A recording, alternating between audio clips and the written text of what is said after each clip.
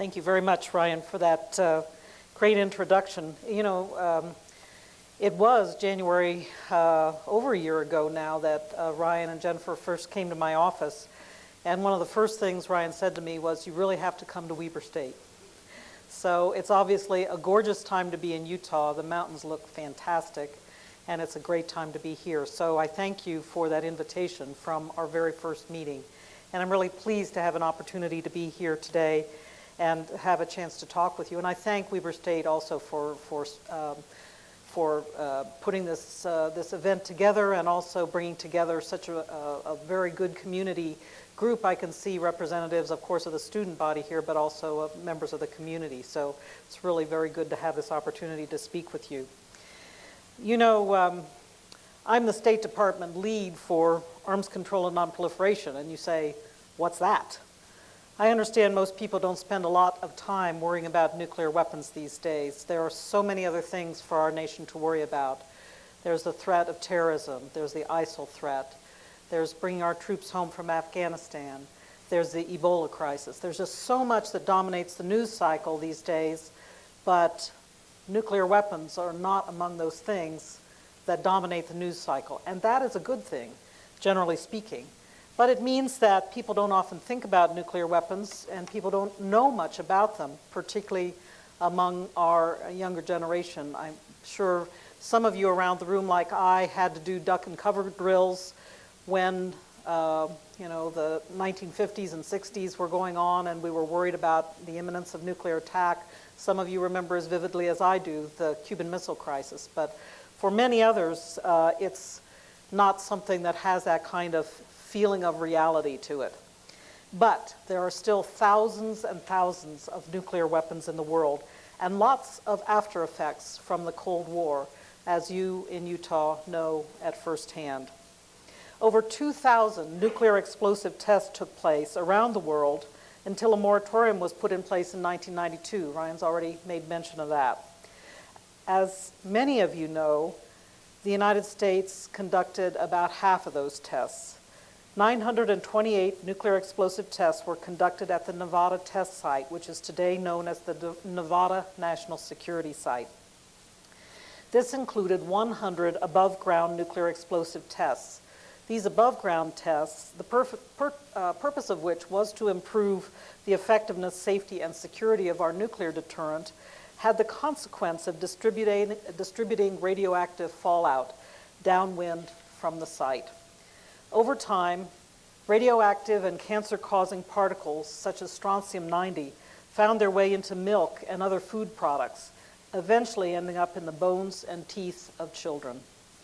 Beyond the multiple radioactive hotspots in Utah, hotspots were detected throughout the West and as far away as the East Coast. So it was a widespread problem, but one that has a special meaning, I think, here in Utah. I would like to also commend the work of Professor Robert Reynolds and his continuing research in this area, bringing this matter some continuing attention. I think it is very important. But during that period, in the early 1960s, growing public concerns about the dangers of nuclear explosive testing collided with the Cuban Missile Crisis. As one step leading us back from the brink of nuclear war during that important historical epoch, President John F. Kennedy called for a complete ban on nuclear testing in 1963. The conclusion of such a treaty, he said, so near and yet so far, would check the spiraling arms race in one of its most dangerous areas. It would place the nuclear powers in a position to deal more effectively with one of the greatest hazards which man faces in 1963, the further spread of nuclear arms. It would increase our security, and it would decrease the prospects of war. 51 years later, we are still so near and yet so far away from this goal. We were able to achieve part of the objective through the limited test ban treaty that was negotiated, ratified, and brought into force in 1963. This banned tests in water, in space, and most importantly, in the atmosphere. However, the further spread of nuclear weapons remains a threat, and we still lack today a total ban on nuclear testing. Although the United States signed the Comprehensive Test Ban Treaty in 1996, the Senate in 1999 failed to give its advice and consent to ratification of the treaty. At that time, there were two main issues that the senators brought up as ones causing them concern about the treaty. First of all, they said, we are concerned that we will not have the ability to maintain our nuclear stockpile without explosive nuclear testing. So that was question number one.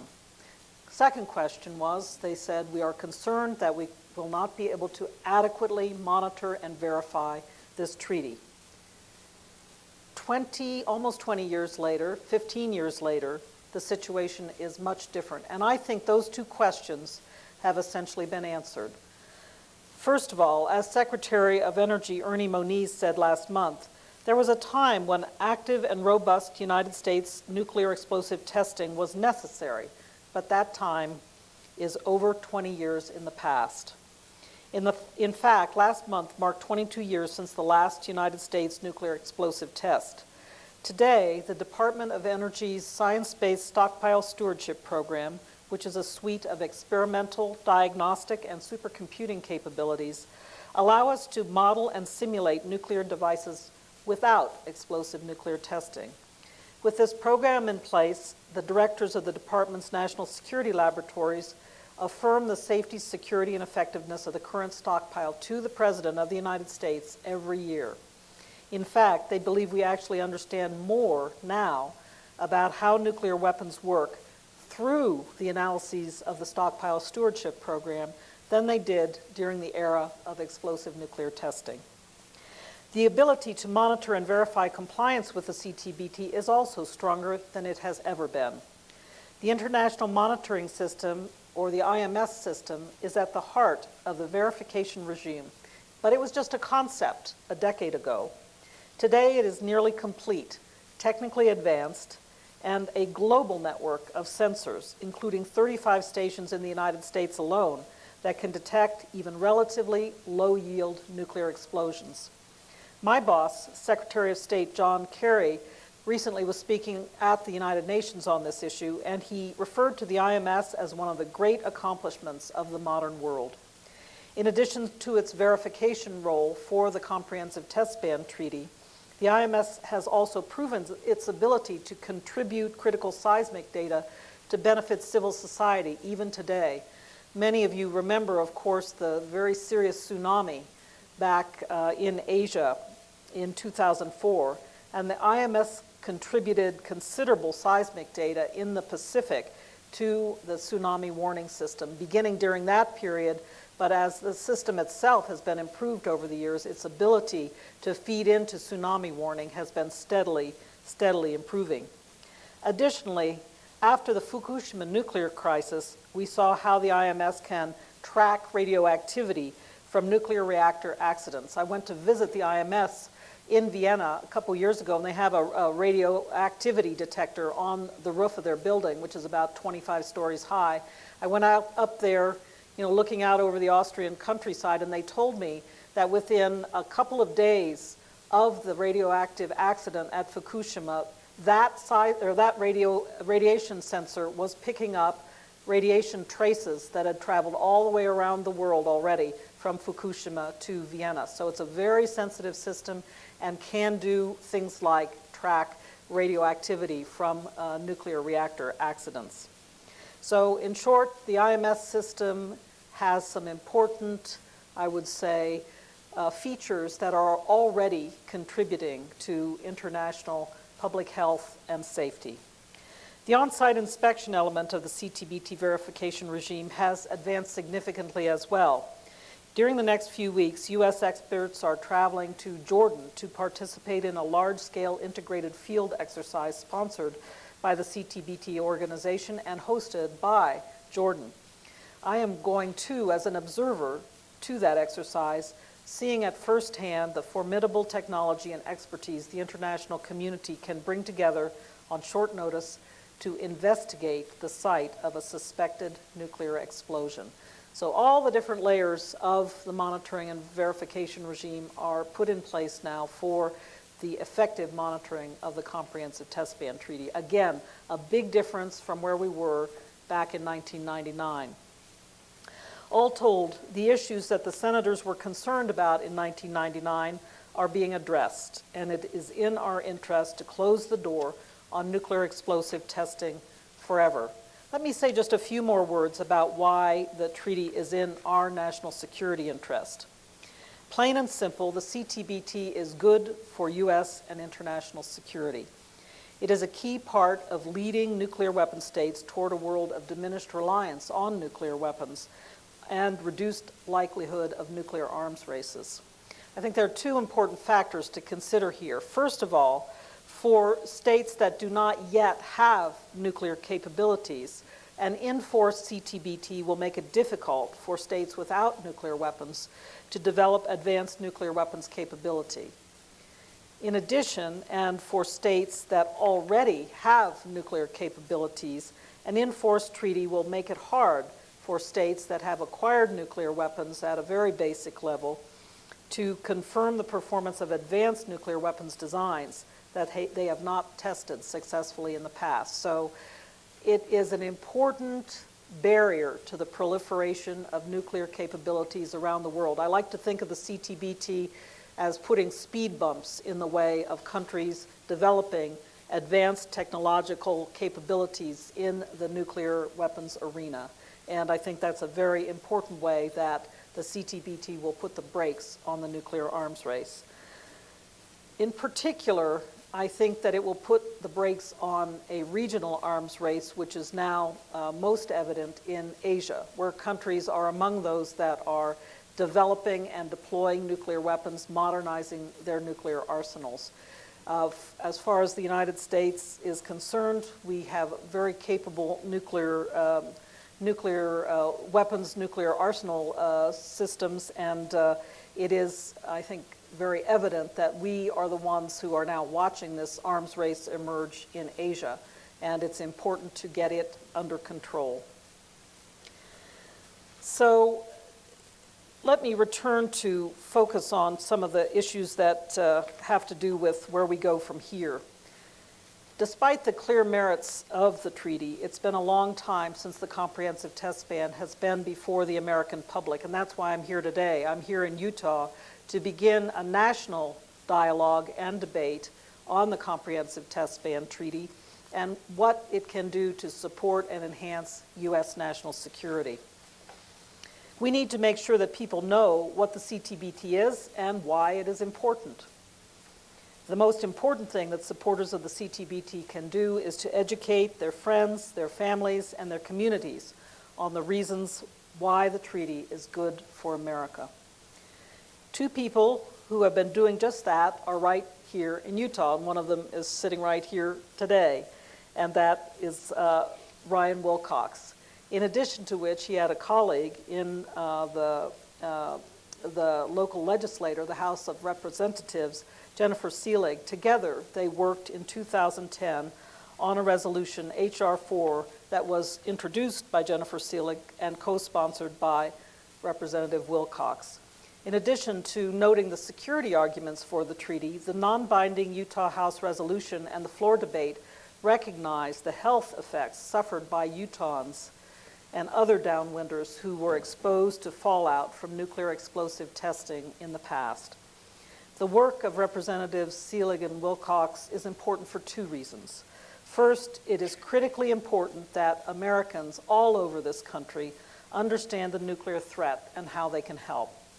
You all have a huge say in the future of this nation's security, and it's important for you to make sure that your voices are heard. Ryan and Jennifer made sure that Utahns had a voice in this debate, and I think that that is extraordinarily important. But second, and just as important, they cast aside party affiliations and worked together on an issue that was of importance to their constituents, an all too rare occurrence these days. They should be commended on their partnership, and I hope they can serve as an example that we can in fact, turn into a nationwide example as we expand and develop this dialogue and debate on the Comprehensive Test Ban Treaty. With an emphasis on open dialogue rather than a timeline, we are working with the Senate to re-familiarize Senate members with the treaty. A lot of CTBT-related issues have changed since 1999, as I've described to you, but the Senate has changed a lot since then, too, and very few members of the Senate who voted in 1999 are still in the Senate. So we really have to raise the awareness of senators and their staffs to the value of the Comprehensive Test Ban Treaty. It's up to us as policymakers and experts in this area to practice due diligence in consideration of this treaty on behalf of all of the American public. Ratification of this treaty will require debate, discussion, questions, another round of debate, discussion, questions until everybody is satisfied that the treaty is in our national security interest.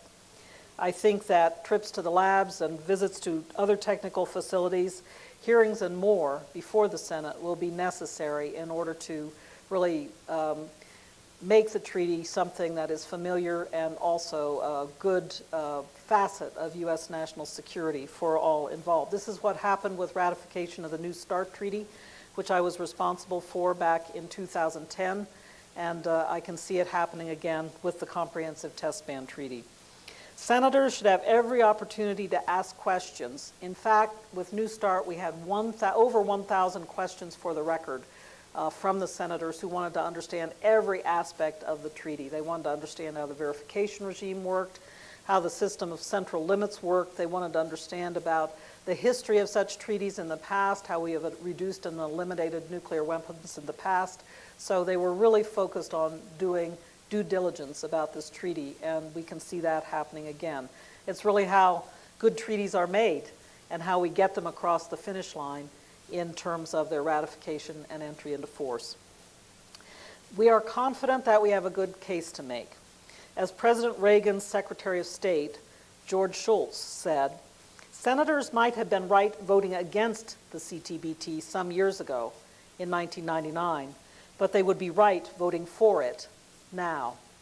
Utah's own former Senator Bob Bennett actually came up with a nice, I thought, Twitter-worthy hashtag when he said, "I'm converted," on the subject of CTBT ratification. But we have a lot of work to do in the weeks and months ahead, and as I said, this is a worthy goal. An in-force CTBT will benefit the United States and indeed the entire world. With that, I'm going to wrap up. I want to talk with you today and hear your questions and comments about this important matter. I really am very glad again to have the opportunity to be here. Your generation is born with skills that my generation doesn't have to control the new technologies that are changing our world. And for that reason, we want to make common cause. We want to work closely together with the younger generation. And I think you have the capability to help steer us away from past mistakes, past conflicts, and indeed to a path that relegates nuclear testing to the pages of history.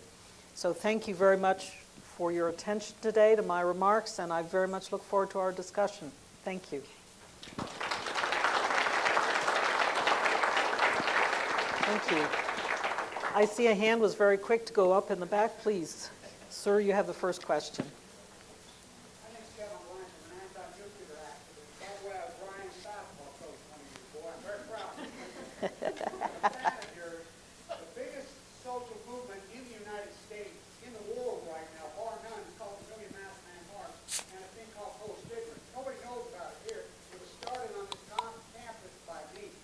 Oh. I know my dad. My dad was a special forces Marine who was doing guinea pigs into the United States. Died of leukemia. By the way, Ryan's grandmother, who's my next door neighbor, was that. And now I have it. I've been in the bone marrow transplant of LDS for the last 3 years fighting for my life. Through that, I was already an anti-nuclear activist. But now I'm out, so I knew Oral Stegner personally. I knew Edward Abbott personally. Ollie Walker's mother was my second grade teacher. She was an anti-nuclear, and I know the Utah thesis.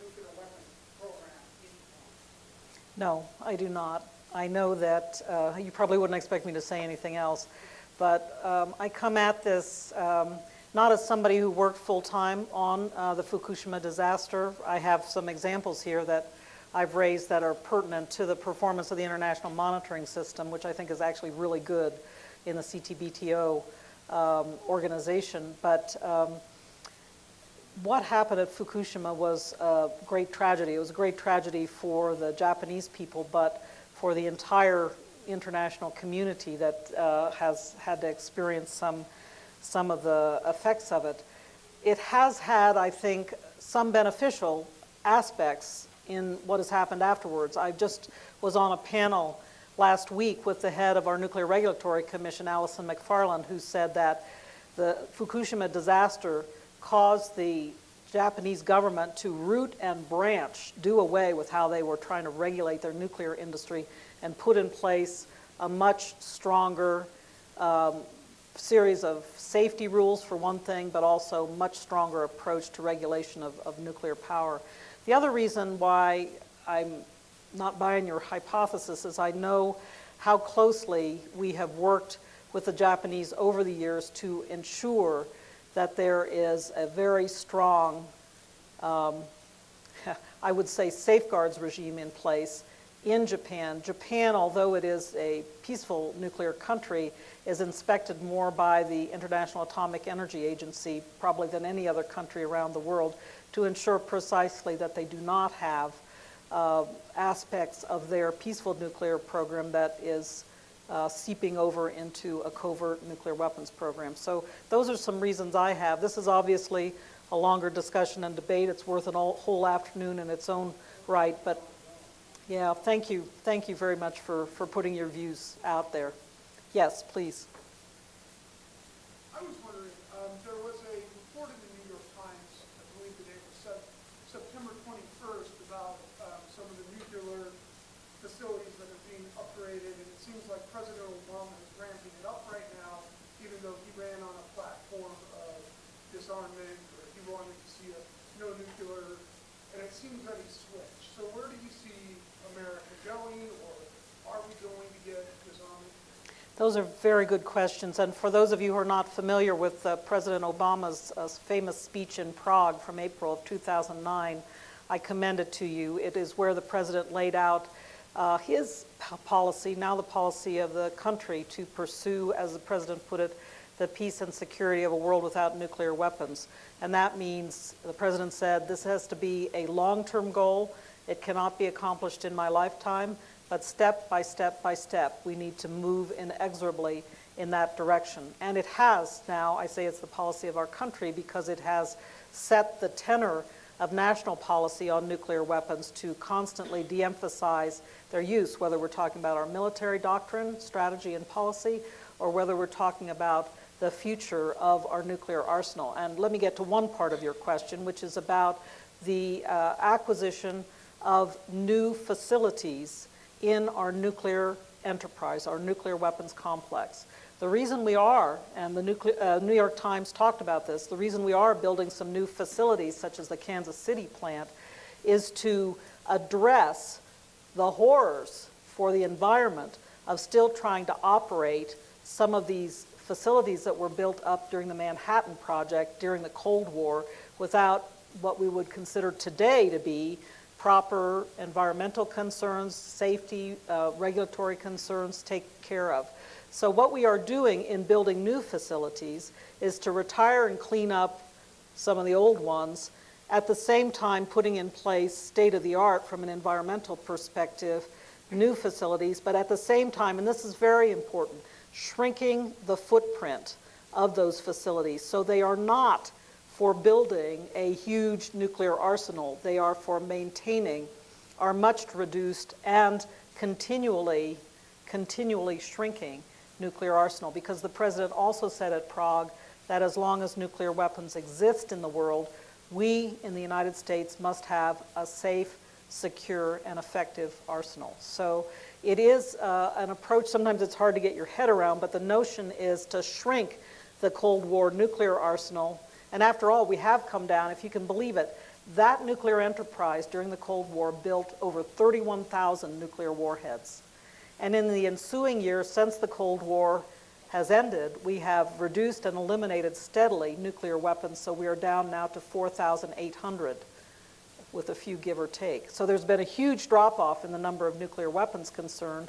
We simply don't need that kind of huge nuclear enterprise anymore to support a shrinking arsenal, and it is going to continue to come down. The second aspect of your question about whether we are actually building up and modernizing, the President has said, again, we must maintain a safe, secure, and effective arsenal. We must ensure that our nuclear warheads will work if they are called upon, heaven forbid, in war. But at the same time, we are not actually modernizing to construct new types of nuclear warheads. And so that, again, is part of the President's overall national policy in this regard. Yes? I competed in debate for a number of years. Both my senior year in high school and my freshman year at Wilcox State, I advocated ratifying the CTBT. Throughout your speech, you were talking about an enforced CTBT. I recall there was a number of countries that needed to ratify it in order for it to be enforced. Does the U.S. need to ratify it, or are there still other countries that would have to follow suit for it to become enforced? Yes, that's a very good question, and thank you for bringing that up. So far, 183 countries around the world have signed the CTBT, and 163 countries have ratified it. Recently, countries such as Congo and Indonesia have ratified it, so there is a kind of steady, slow pace of ratifications. But there are certain countries that are in a special category, Category 2 it's called, countries that must ratify the treaty for it to enter into force. They include the nuclear weapon states under the NPT, so UK, France, China, Russia, and the United States all must ratify it. Of those 5 countries, 3 have ratified, UK, France, and Russia, but 2 have not, the United States and China. They also include countries such as North Korea and North Korea and Iran, and they include countries such as Israel. So there are a number of countries you say, wow, that's going to be a heavy slog getting a country like North Korea to ratify the treaty. My view is, let's stick to our own knitting. Let's focus on what we need to do. The United States is the largest nuclear weapons state still not to have ratified the treaty. And I say that because although China is modernizing its arsenal, they're still much, much smaller than ours is. We and the Russians still have over 90% of the nuclear weapons in the world between the two of us. So if the United States ratifies the treaty, that will be huge. China's indicated that it is waiting for us to ratify, and they say, once you ratify, we will move forward. I, by the way, every chance I get to talk to my Chinese counterparts, I say, why wait? Why don't you just go ahead and ratify? You don't need to wait for us to do it. You could be a great example to the international community, but so far no dice. They're waiting around for us to ratify. But my view is that let's focus on what needs to be done. By the way, all of the problems that you can think about in the non-proliferation regime, we cannot work only through the lens of the Comprehensive Test Ban Treaty. So with North Korea, for example, we have a process where we are trying to work for denuclearization of the Korean Peninsula overall. Very hard work to do because the Korean regime is very unpredictable, very difficult to work with. But just today I saw the Minister of Foreign Affairs of Russia, Lavrov, and we're having a really tough time with the Russians right now. Their seizure of the Crimean Peninsula and their moving into eastern Ukraine has caused great, I think, damage to the international system of law, great concern about sovereignty and territorial integrity for countries all over the world from this example. So we've got severe problems with Russia right now, but in this area, Lavrov said, we need to work with the United States to achieve denuclearization of North Korea. And so, we welcome areas where we can work to achieve these important goals. On Iran, we've got a negotiation going on right now to achieve also the severe shrinkage of their so-called peaceful nuclear program, where they've been building up their enrichment and other capabilities in a way that everybody suspects they've got a nuclear weapons program. Although they never admit it. They say, oh, this is all for peaceful nuclear energy reasons. No, no, no, no. It can't possibly be that they're building 32,000 nuclear centrifuges just for a peaceful nuclear energy program. So that negotiation is now ongoing. It's in an urgent phase right now. And by the third week in November, we hope to see a positive result there. So this is just to say that there's no single lens through which you can work a disarmament or non-proliferation problem. You got to tackle it from different directions and in many different ways in order to achieve a successful result. But thank you for bringing that question up. That's a very, very good one and an important one to bring to everybody's attention. Yes, in the back there. What is the fallback position for the comprehensive testing? At- In case, well, Iran, North Korea, possibly, Well, one of the things I think it's important to underscore, again, I mentioned the moratorium that's been in place since 1992. And really, there have been very few instances since 1992 when countries around the world have failed to live up to that moratorium. It's been one of the more successful, I would say, informal arrangements that has had a profound impact on nuclear weapons development around the world. So in 1998, the Indians and the Pakistanis both tested nuclear weapons, and we came down on them very hard. The international community came down on them very hard and really got them through negotiations, through a process of sanctions, through very hard, tough dealing with India and Pakistan, got them to rejoin the moratorium again. And so thus far, they have committed to this moratorium, and they are not pursuing explosive nuclear tests. The only country in this century that has tested is North Korea.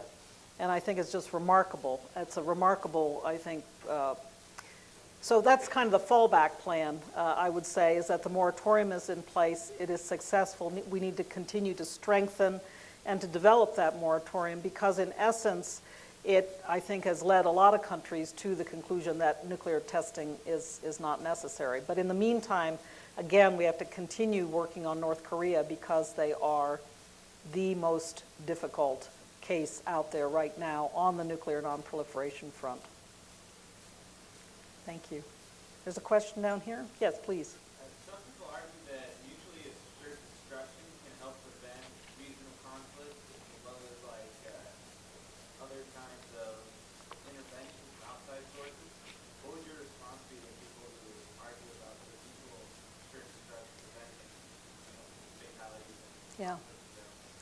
Well, mutual assured destruction is old-fashioned conventional deterrence bumped up to the nuclear level, because when you are faced with the threat of nuclear attack, you are facing a profound existential threat that your entire country could be incinerated in a nuclear attack. So but it is, I would say, an extreme development of really conventional deterrence. That's why countries build up effective armed forces so that they will not face attack from their neighbors, that other countries around them, if they become threatening, know that they will face an attack in return. So there is an aspect to mutually assured destruction that is stabilizing, because it helps countries really to understand that they are immune from attack, or at least it leads them to believe that. In the current phase, what has become dangerous about mutually assured destruction is that it's not always just a two-player game, as during the Cold War when we had the Soviet Union and the United States both building up massive nuclear capabilities. I mentioned that we built over 31,000 warheads. The Soviets built about 45,000 nuclear warheads. So we had a massive buildup of nuclear capability during the Cold War. And as those numbers got higher and higher, we would always say to each other, well, this buildup is stable as long as we maintain parity between the two sides. So it was like the ultimate argument about mutually assured destruction. But in the end, those numbers we judge to have become destabilizing because of possibility of accident, illicit use by a rogue commander or something like that, producing in the end this existential incineration of a country, and that in itself is profoundly, profoundly dangerous. But the other aspect was concern about proliferation around the world, and that other countries would want to begin massive buildups of their own. So that was the situation during the Cold War. What you have now, I think, when you think about trying to consider the balance inherent in mutual assured destruction, is you potentially have the seeds of instability almost anywhere you look, because it's no longer a kind of two-player game.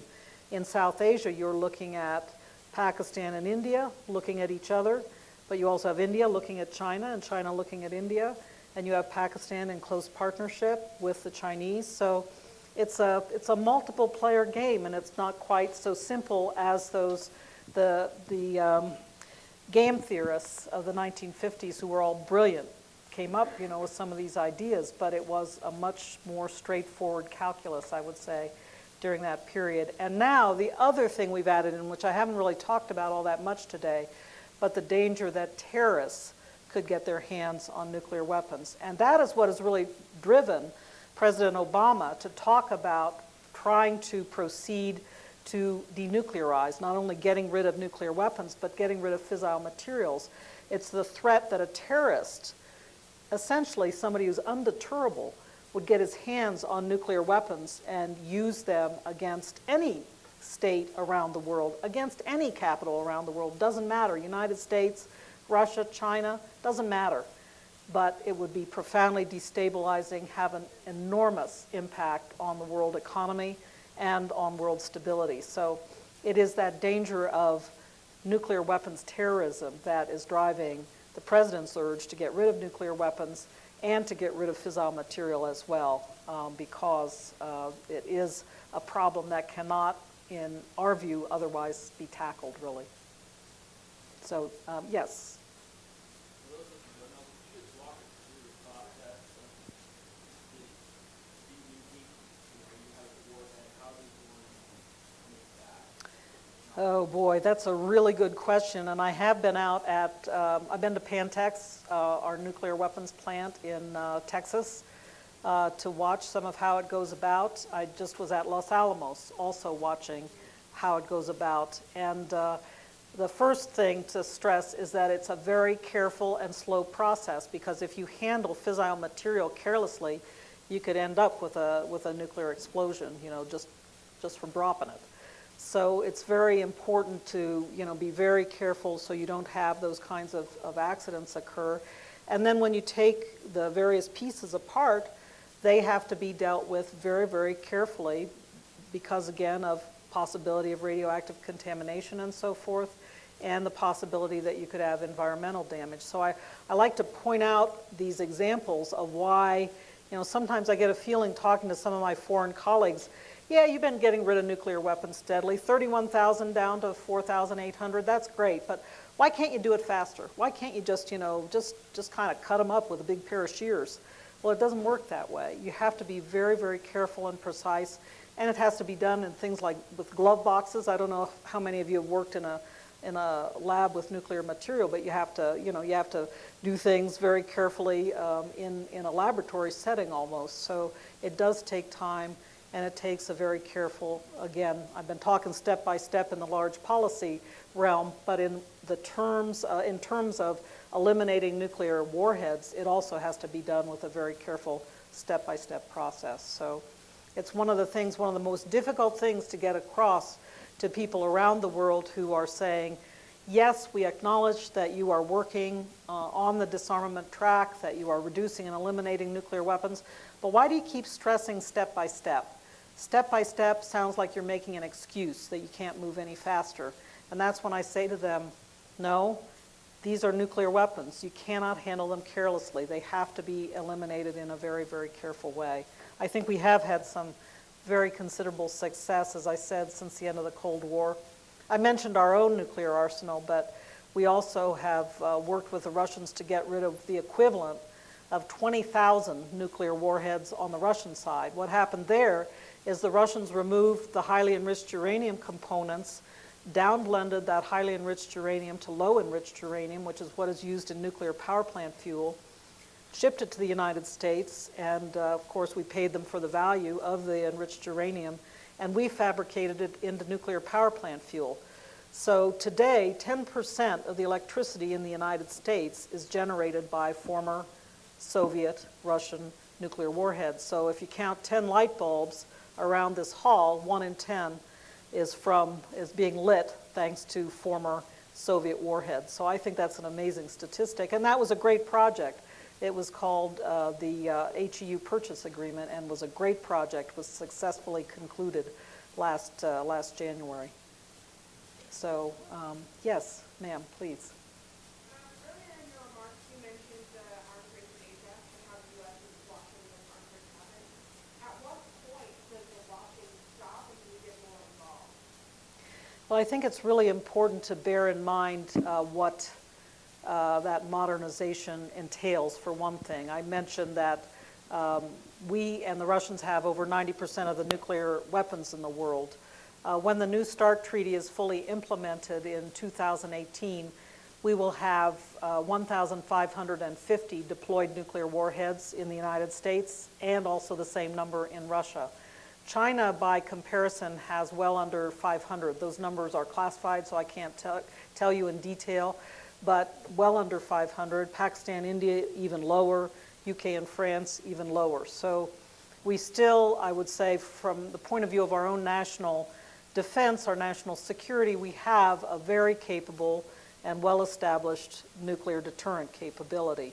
So that's the first point. The second point is we are very involved already with all of the nuclear weapon states. I was just in New York last week to work with China, to work with UK and France and Russia, to prepare for a P5 meeting, again, nuclear weapon states under the NPT in London in February. And the goal of that is to discuss ways and means, concepts and principles, and general ways that we can move toward a multilateral negotiation to reduce and eliminate nuclear weapons. But again, I'll stress, we believe in the United States that we have more work to do bilaterally with Russia, because we both have so many nuclear weapons that we have more work to do bilaterally. But we're already working to establish a multilateral negotiating table, which would involve China, of course.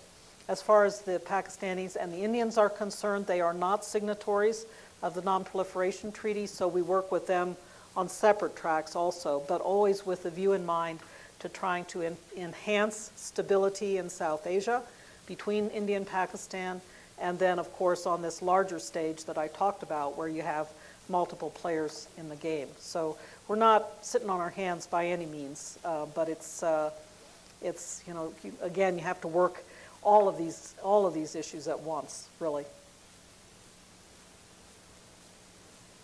Yes, ma'am, go ahead. Say again. Well, if the treaty enters into force and all of the verification and monitoring aspects of the treaty are in force already, then if there is any issue, if we have any concern, for example, that the Chinese are conducting an illicit nuclear test, we can call them on it. And that would involve, first and foremost, this international network that I talked about, detecting seismic signals, perhaps detecting infrasound signals, perhaps detecting radiation signals.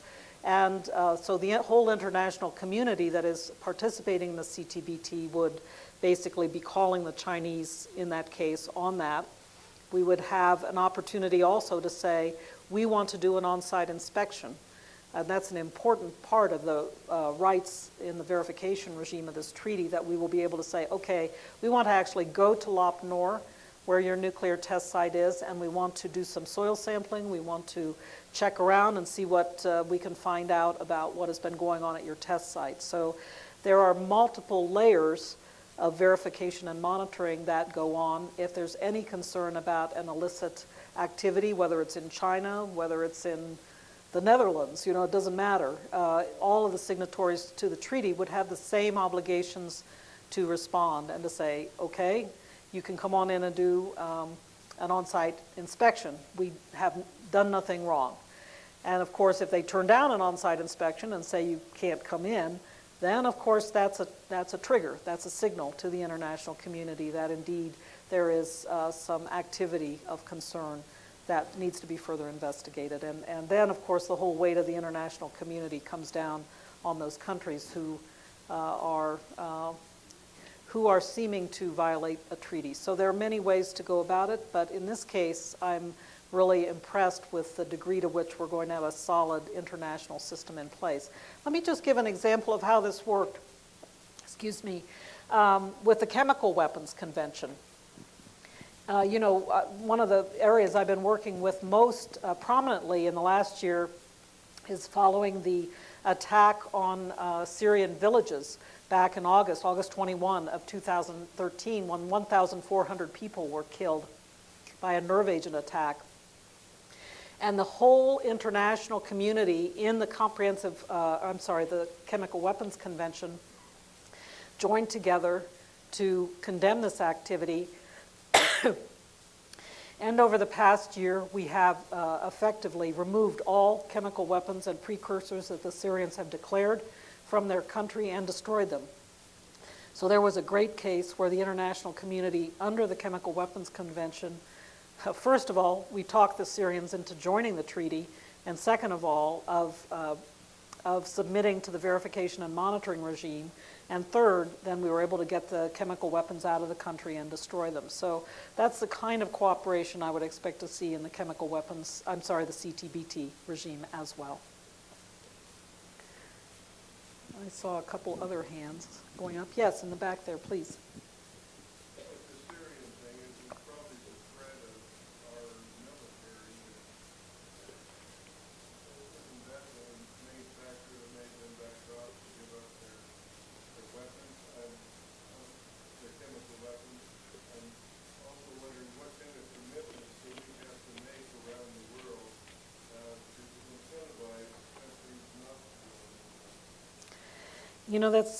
That's a very good and a very large question that President Kennedy confronted back at the time of the Cuban Missile Crisis, when he said we could end up with dozens of countries going nuclear.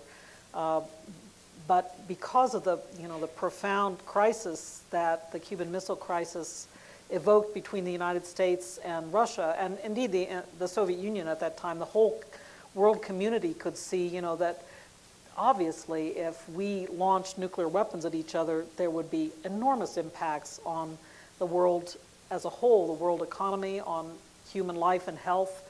It was, a moment of grave crisis for the entire world. So at that time, President Kennedy said we need to look for a way to halt the proliferation of nuclear weapons. And a few years later, the Nuclear Non-Proliferation Treaty was negotiated and signed, by the way, with very strong participation by the USSR, by the Soviet Union. So it's, as usual, with any treaty or agreement around the world, it's a matter of mutual interest. Everybody around the world who joined up to the NPT regime could see that we wanted to minimize nuclear proliferation, halt it and turn it back, because the more nuclear weapons proliferated around the world, the more we could foresee the future of more kind of Cuban Missile crises emerging that would pose that kind of, really I consider it existential threat for the world as we know it. So it's always a matter of mutual interest. That's how you get countries to join in and want to negotiate and participate in these regimes. Now, the question you raised about Syria is a very interesting one, and it's a matter that will be debated by scholars for years to come. So I won't give you the definitive word on that. I will say what I think. And I think that, in fact, the Syrians saw an interesting opportunity there that really, the Russians, Minister of Foreign Affairs Lavrov, I've already mentioned him today, offered to my boss, John Kerry, said, well, why don't, instead of you, United States, considering a strike, why don't we ask the Syrians if they give up their chemical weapons, and under what circumstances? We set the conditions under which that happens. So we immediately said, okay, they got to sign up to the Chemical Weapons Convention and submit to all the obligations of that treaty. So it was, I think there was an aspect, yes, of that attack being in the background, but at the moment when the diplomatic moves were made, I think it was very much a matter of, again, finding mutual interest, not only for the regional players, those around, for the Syrian people themselves, but also for the Assad regime, who, of course, was looking for a way to avoid a strike. So it doesn't always happen that way, though, with countries, and sometimes you have to work harder to convince them with past examples and historical examples of what their interests may be in any particular case. And I can see today we're working on universalization of the Chemical Weapons Convention, using the Syrian example to say, look, this treaty really is a very effective treaty and can help you in your region of the world. So we hope to gain universalization with countries like Angola signing up, but also with countries like Egypt and Israel signing up. And if that happens, then that, I think, will be a real net benefit to the Middle East region. Yes, please. My name is Peter Newsom, and I just had a question on how we can help make this treaty a reality, especially here in Utah. What can we do to help support it?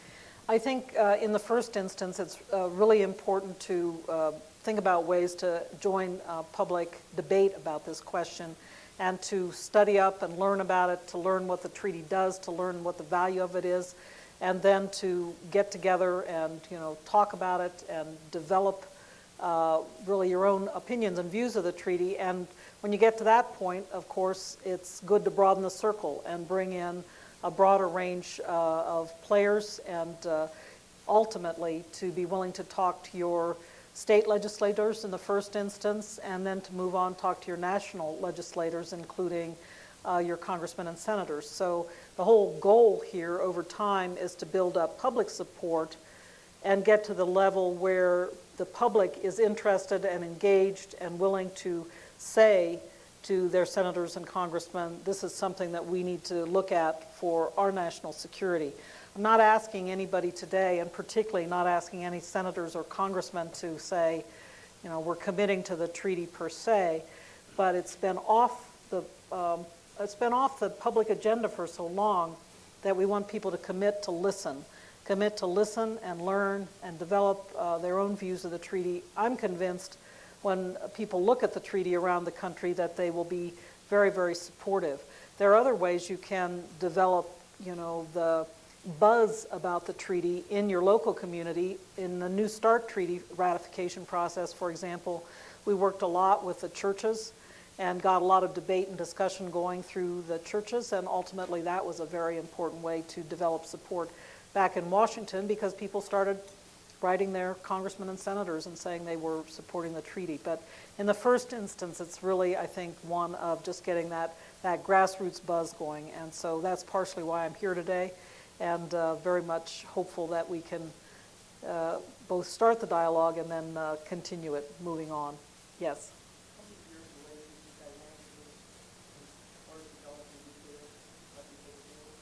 That's another big subject of debate.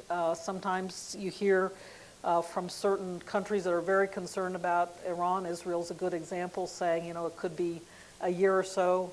In other cases, people say, well, it's going to be 2-3 years. It's really a subject of debate. What we're focused on doing with this program of elimination of their centrifuges, and that's what we hope will be the outcome of this negotiation going on, is definitely to stretch out that timeline to the maximum extent possible.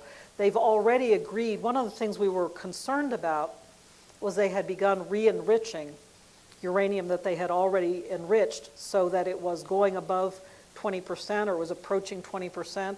20% is the level of enriched uranium which we say begins to cause worry that it could actually be used in a nuclear weapon, or it could be re-enriched very quickly to go to an even higher level of enrichment. Most nuclear weapons in arsenals are up at much higher levels than that. But we got the Iranians to agree, earlier on, that they would not engage in any more of this re-enrichment, and that was, I think, an important step. Again, it stretched out the timeline, the amount of time it would take for them to get enough enriched uranium to have a nuclear weapon. So those are some very pragmatic goals that we are pursuing. But It's difficult for me to give a precise answer to your question because there are so many debates about it, and it depends on, what information you consider the most accurate and so forth. So I'm not going to pin it down with any particular number, but important to bear that goal in mind, to stretch out the time needed to get to a nuclear weapons capability.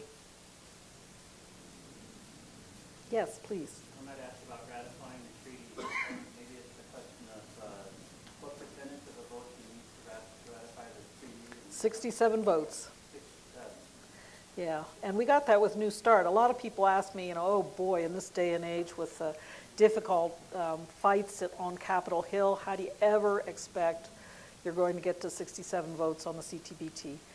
And the reason I say I think we can do it is because I have, some empirical evidence. In recent years, it was a hard fight. It took a lot of work, as I said. I mentioned those over 1,000 questions for the record. That represented a lot of work, as you can imagine, by a lot of people in our government.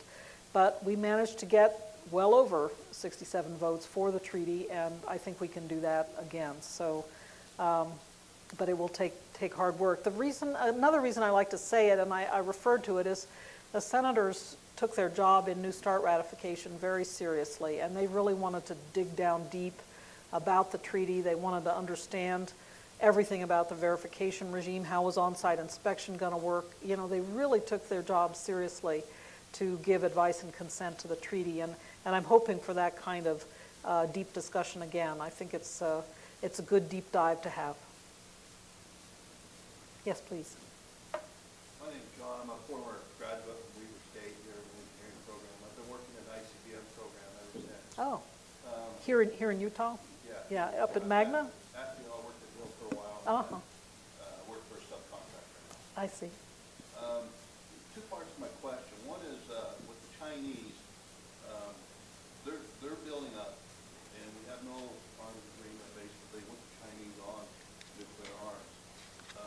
My concern is the delivery system. We see them building delivery systems to get farther places away, and then also Russia with their new rocket that they tested. We've taken down our new rockets, peacekeepers, to appease the Russians with the treaty that Reagan signed, the START treaty, and the Russians have violated that.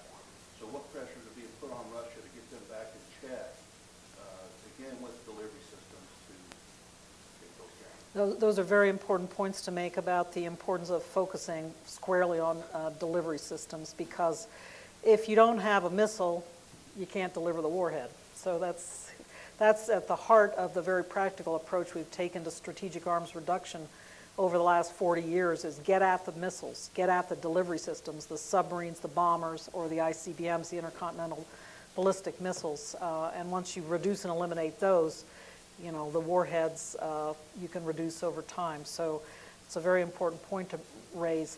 The treaty that we're really concerned about with the Russians right now is the Intermediate Range Nuclear Forces Treaty. These are systems from the range of 500 kilometers to 5,500 kilometers, not the intercontinental range systems that are part of the START Treaty and the New START Treaty. So I just wanted to say, as far as we're concerned, the Russians have done a good job implementing those treaties, and we're not concerned about violations at the intercontinental range, but we are very concerned about their violating the Intermediate Range Nuclear Forces Treaty, building a new ground-launched cruise missile that flies to a range that is prohibited by the treaty.